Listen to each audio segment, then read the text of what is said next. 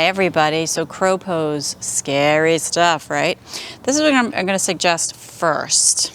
If you have wrist issues, right? We all have some kind of wrist tightness or sensitivity. Your forearms can really be built up a little bit of strength. So if you have something, one of those little hand things that you can work on and squeeze, I forget the name of it, but it's like a tool that you can use to just squeeze and squeeze and squeeze and build up those muscles.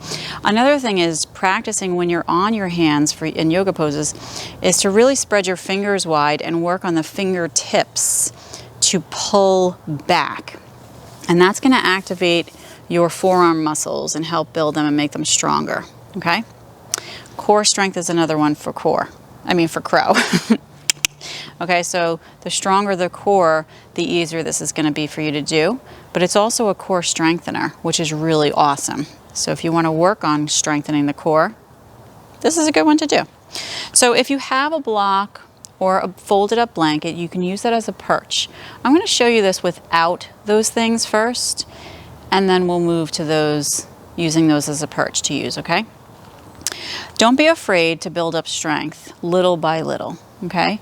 And maybe if this is your first time doing this, don't be afraid to keep on trying and trying and trying and building up that strength in the arms that you need and the core, okay? What I'm trying to say is be patient with yourself.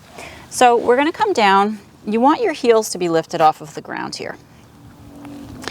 And the feet are a little bit wider than the hips. Spread the fingers wide. Think of a crow's feet, okay? So you want pretend you have the webbing between your fingers. I have a little acorn there I'm taking away. And then crow pose is really about getting smaller, and it's about rounding the back here too. So I want to use my knees to push into the outsides of my arms to help me get smaller and round my back. So do that first. Hands are in front of you. You're on the ball of the foot. The heels are lifted. Now lift your knees up a little bit higher, which means it's like putting on a pair of high heel shoes on your feet. Lift your knees up a little bit higher and then squeeze into the arms with your knees. And when you do that, can you feel your back, your upper back rounding a little bit and getting a stretch? It feels really good. That's kind of what you want to be feeling when you're in crow pose, okay?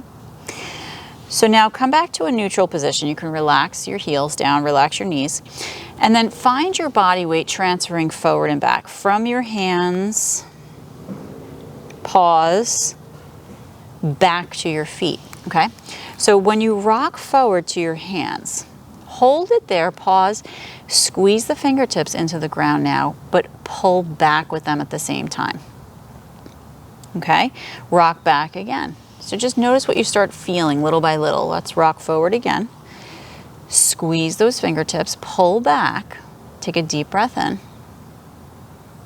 Good, and then come back. So we're going to do that now the next time, and you're going to start to lift your hips up, okay? So next step is we come forward. We don't want to speed through this. We come forward, we squeeze fingertips, we pull back with the fingertips. We lift those knees up. We lift the hips up. We squeeze the knees into the upper arms. So I'm rounding my back. Now I'm rocking forward to my hands. I'm lifting one foot. Lower, lift the other foot. Lower, lift the other foot. Lower, lift the other foot.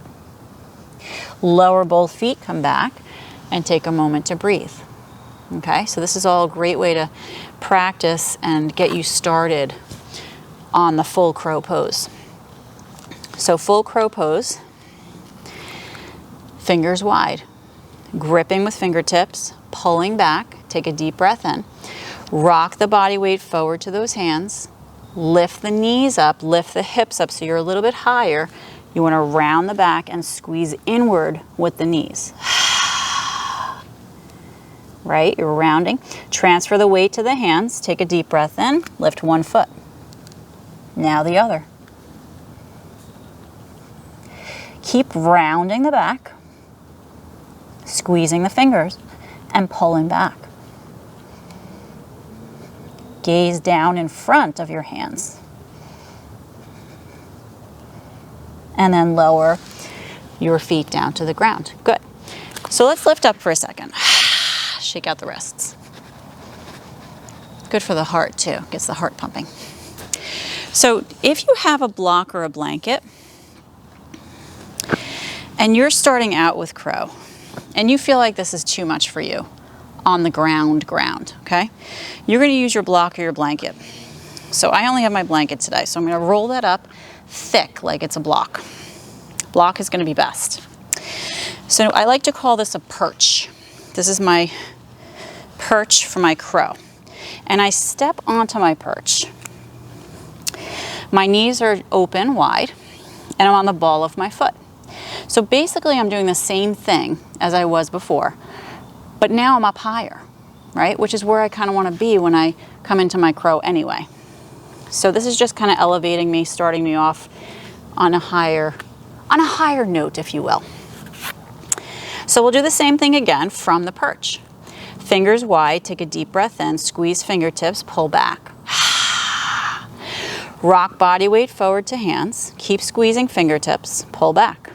Lift hips, squeeze inward with knees, and see how it feels to transfer your body weight to your hands while squeezing and pulling back with fingers. Maybe a foot lifts. Maybe you alternate feet. Maybe you feel good and the body weight transfers and the feet come up.